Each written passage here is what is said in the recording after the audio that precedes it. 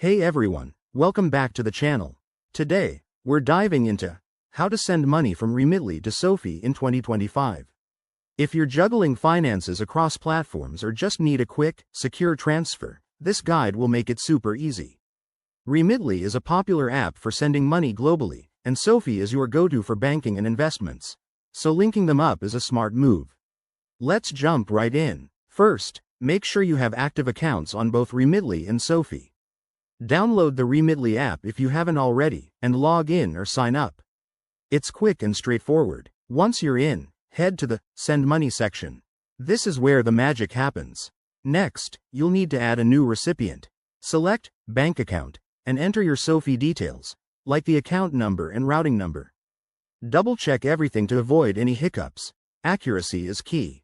Now, enter the amount you want to send. Remitly will show you any fees or exchange rates if it's an international transfer, so keep an eye on that. Choose your transfer speed.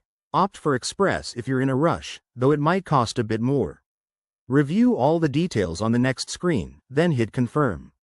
You'll get a confirmation email or notification, and the funds should hit your SoFi account in minutes to a few days, depending on the method.